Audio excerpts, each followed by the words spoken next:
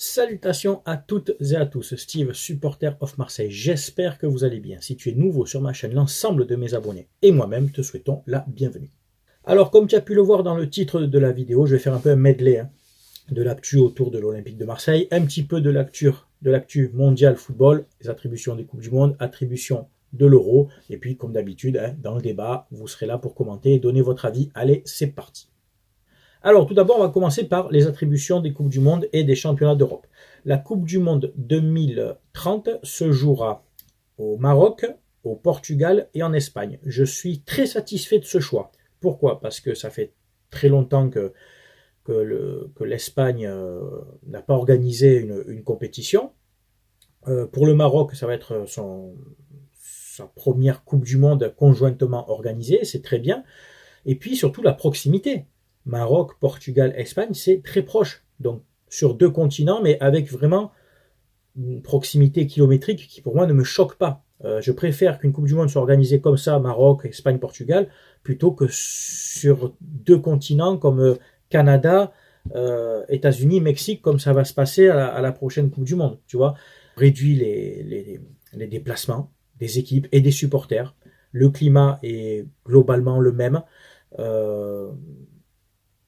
Pas de décalage horaire, si je dis pas de bêtises, ou très peu. Enfin, je suis satisfait. Ce choix me plaît, et puis voilà, c'est vraiment, je te dis, des pays qui sont très proches, des pays de football. Le Maroc est un pays qui aime le foot, donc je suis vraiment satisfait de ce choix. Par contre, parce que c'est jamais nickel avec la FIFA, les trois premiers matchs se dérouleront, dont le match d'ouverture, sur un troisième continent, en Amérique du Sud, en Uruguay, je crois. Il y aura des matchs en Argentine et je ne sais plus quel autre pays, Uruguay, Argentine et Paraguay, je crois. Et tant que vous y êtes, autant jouer la finale aussi en Australie et les demi-finales au fin fond de l'Asie aussi. C'est quoi encore cette fantaisie, ce délire? Sous prétexte que ça fait 100 ans que la Coupe du Monde existe, il faut jouer le premier match d'ouverture en Uruguay parce que c'est là-bas qu'a eu lieu la première Coupe du Monde. Eh bien, dans ces cas-là, faites toute la Coupe du Monde là-bas alors. Mettez-vous à la place des supporters. Uruguay, Maroc, enfin, les équipes et tout, mais c'est quoi encore ce délire là de toi Infantino là, toujours dans tes fantaisies? Tu peux pas faire des choses simples. Moi ça je suis contre, tu vois. Autant t'étais parti sur une bonne idée, Maroc, Portugal, Espagne, là on était bien, et tu m'envoies 3 matchs là-bas en Amérique du Sud. Un jour on va jouer un match d'ouverture sur la Lune. Voilà, c'est des incohérences pour moi. Tu me diras en avion, ça va vite et tout, mais c'est tout ça, ces déplacements, cette distance, les supporters et tout. Vous pensez qu'à votre business, vous en battez les couilles, les supporters. De toute façon, c'est pas nouveau ça. Les championnats d'Europe des nations. Le championnat d'Europe 2028 se jouera sur tout l'îlot des Royaumes-Unis, conjointement organisé par les Royaumes-Unis, donc Angleterre, Pays de Galles, Irlande, Écosse et l'Irlande du Nord qui ne fait pas partie du Royaume-Uni, mais c'est voilà, sur tout ce package deal, voilà, qu'on connaît bien, voilà, donc tout se jouera là-bas, ça c'est très bien, voilà, proximité, et c'est à côté, et c'est très bien aussi, c'est très bien. La dernière fois que l'Angleterre avait organisé une compétition, je crois que c'était en 96, si je dis pas de bêtises, c'était le championnat d'Europe, gagné par l'Allemagne d'ailleurs. La France avait fini demi-finaliste, éliminée au tir au but, si je dis pas de bêtises. Donc ça me convient. Et enfin, en 2032, le championnat d'Europe sera conjointement organisé par l'Italie et la Turquie. Alors, Italie-Turquie, au niveau distance, bon, allez, on va dire, c'est limite déjà pour moi. Ça passe, mais c'est limite. Il faut quand même traverser tous les Balkans, toute la Grèce. Bon, Italie, pays de football, Turquie aussi, ça respire le foot. Les deux pays seront organisés les événements, ça j'en suis convaincu, mais c'est cette, tu vois, j'aurais préféré que ça soit dans ce cas que en Italie ou que en Turquie. Il y a assez de stades dans ces deux pays pour organiser seul un événement. Bon, c'est réparti sur deux pays. Moi, je préfère quand c'est deux pays qui sont vraiment, tu sais, limitrophes, comme quand il y avait eu aux Pays-Bas et en Belgique. Il y avait eu, je crois, c'était en Ukraine et je ne sais plus le pays qui était à côté, enfin 2008 ou 2012, tu me rappelleras, j'ai oublié, mais les pays étaient proches, tu vois. Là, Portugal, Espagne et Maroc pour la Coupe du Monde, ça va, c'est proche, tu vois. Le Maroc et l'Espagne, ça se touche quasiment. Il y a Sado qui passe, quoi, tu vois. Mais là, bon, encore une fois, je comprends pas trop ce délire de distance. Les deux pays me conviennent, mais la distance me gêne. Voilà, par rapport aux supporters, aux déplacements, etc. Bon, tu as compris l'idée, quoi.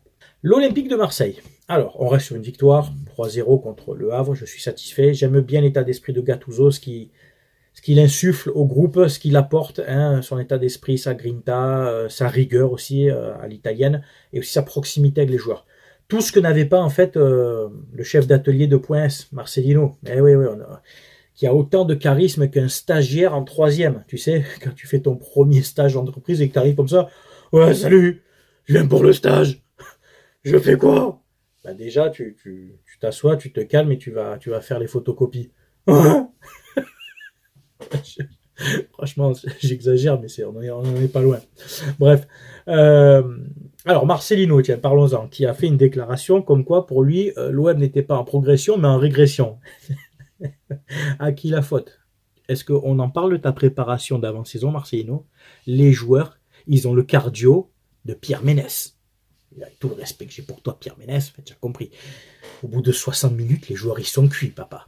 Donc, c'est bien beau de parler de régression. Alors, certes, tu n'as pas perdu de match, c'est vrai. Ah, mais sous ton mandat, Marcelino n'a pas perdu de match. Par contre, on s'est fait royalement chier. Et puis, on s'est fait aussi un peu éliminer de la Ligue des Champions, qui était un peu l'objectif du club, quoi, tu vois.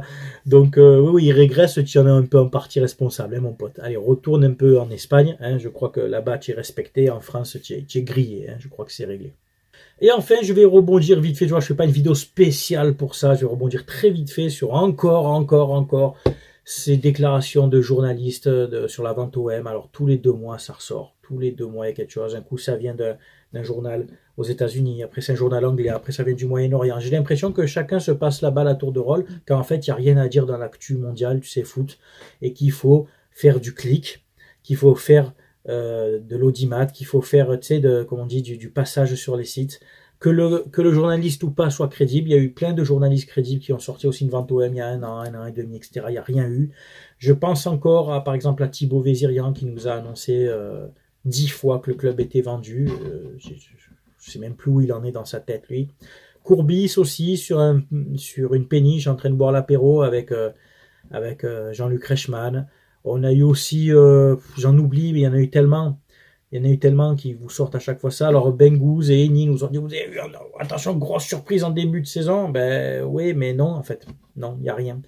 Je vous le dis, je vous le redis, pour moi, ma conviction personnelle, et même si j'avais des sources, je ne le dirais pas, il n'y aura rien avant l'hiver 2023-2024. Pour les raisons que j'ai déjà expliquées dans les précédentes vidéos. J'ai pas envie de repartir là-dessus. Tu peux suivre mes anciennes vidéos sur la vente OM, sur ce que McCourt prévoit, etc. Pour moi, il n'y aura rien avant décembre. Maintenant, si le club est vendu là, octobre-novembre, je dirais que je me suis trompé. Mais il y aura peut-être une concordance par rapport aux événements de fin d'année de décembre, avec déjà, on va dire, des bruits de couloir qui seraient venus aux oreilles de McCourt. Bref, je ne vais pas développer plus.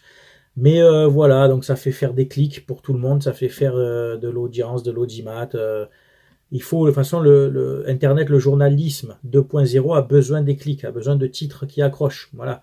Après, dans la team OM, certains, ça leur permet de faire voilà, des vidéos, ça leur permet de raconter tout et n'importe quoi, d'annoncer une vente tous les mois, tu sais, en juin, puis après en septembre, puis après fin septembre, puis après on se donne rendez-vous encore plus tard. Ça fait 3 ans que les gars nous donnent rendez-vous, que ce soit Vézirian ou d'autres. Est-ce qu'à un moment donné, vous n'en avez pas marre de jouer avec la passion des gens, en fait? S'il y a bien un truc qu'on ne peut pas me reprocher sur cette chaîne, on peut me reprocher plein de choses. Des fois ma vulgarité, des fois d'être pas objectif avec un joueur, possible. Mais s'il y a bien un truc qu'on ne peut pas me reprocher sur cette chaîne, c'est de vendre du rêve aux supporters. À partir du moment où on partage la même passion, je serais vraiment un enculé de vous dire oui, ça va être vendu à tel endroit, oui, ça va être faire ci, oui, il va y avoir ça. Je donne à chaque fois un avis personnel.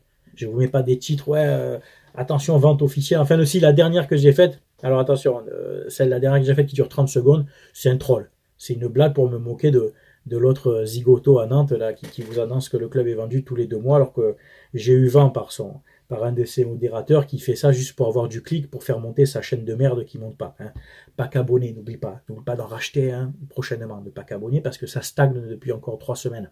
Pense à acheter des packs régulièrement, on l'a déjà dit. Pas les packs de bière, hein, les packs d'abonnés, les packs de bière, tu les as déjà.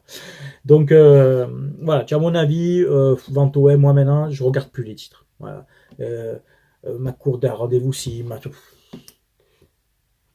Je sais pas, ça fait 3 ans qu'on vous balade, à un moment donné, ça vous sert pas de leçon. Alors le jour où ça va être vendu, réellement, le jour où ça va être vendu, les mecs diront, ah, vous avez vu, je vous l'ai dit. Mais tu nous l'as dit, mais il y a 4 ans, 5 ans. Ah ben moi, je peux vous annoncer aussi que dans 10 ans, je sais pas moi, Saint-Etienne va être acheté.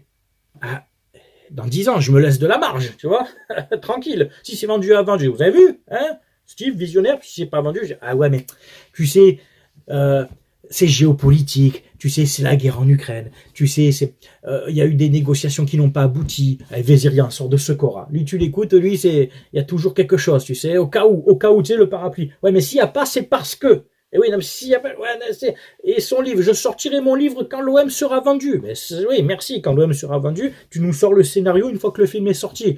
Bravo, ça, c'est du journalisme.